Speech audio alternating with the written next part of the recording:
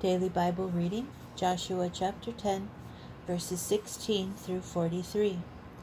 Meanwhile, those 5 kings fled and hid in a cave at Makkedah. When it was reported to Joshua that the 5 kings had been found hiding in a cave at Makkedah, Joshua ordered, "Roll large stones up against the mouth of the cave and post men over it to keep guard over them. But as for the rest of you, don't stop, but press on the heels of your enemies and harass them from the rear. Don't let them reach their towns, for the Lord your God has delivered them into your hands." When Joshua and the Israelites had finished dealing them a deadly blow, they were wiped out, except for some fugitives who escaped into the fortified towns. The whole army returned in safety to Joshua in the camp of Makkedah. No one so much as snarled at the Israelites. And now Joshua ordered, "Open the mouth of the cave, and bring those 5 kings out of the cave to me." This was done. Those 5 kings, the king of Jerusalem, the king of Hebron, the king of Jarmuth, the king of Lachish, and the king of Eglon, were brought out to him from the cave. And when the kings were brought out to Joshua, Joshua summoned all the men of Israel and ordered the army officers who had accompanied him, "Come forward and place your feet on the necks of these kings." They came forward and placed their feet on their necks. Joshua said to them, "Do not be frightened or dismayed.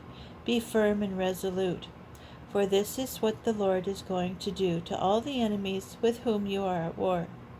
After that, Joshua had them put to death and impaled on 5 stakes. And they remained impaled on the stakes until evening. At sunset, Joshua ordered them taken down from the poles and thrown into the cave in which they had hidden. Large stones were placed over the mouth of the cave, and there they are to this very day.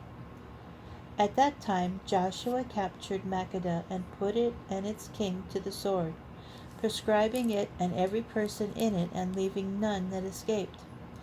And he treated the king of Makkedah as he had treated the king of Jericho. From Makkedah, Joshua proceeded with all Israel to Libnah, and he attacked it. The Lord delivered it and its king into the hands of Israel. They put it and all the people in it to the sword, letting none escape. And he treated its king as he had treated the king of Jericho. From Libnah, Joshua proceeded with all Israel to Lachish.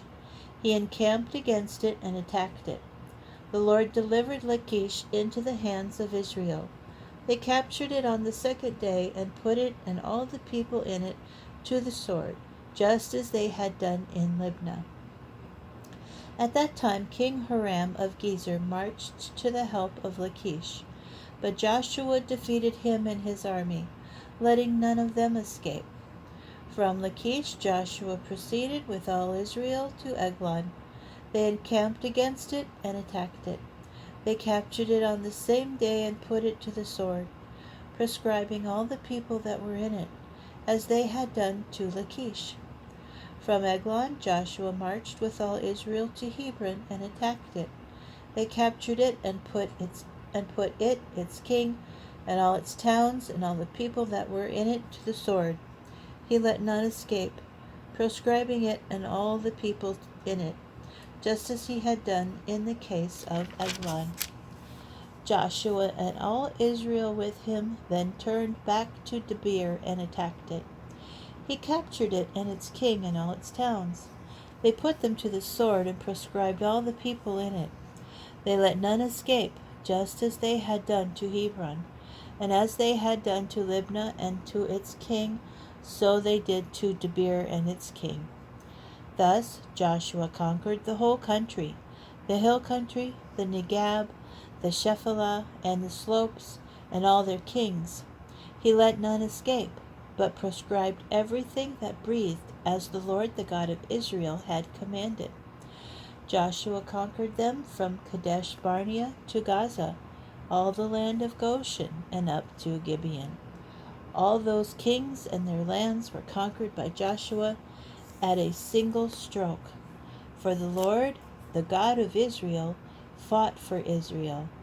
Then Joshua, with all Israel, returned to the camp at Gilgal.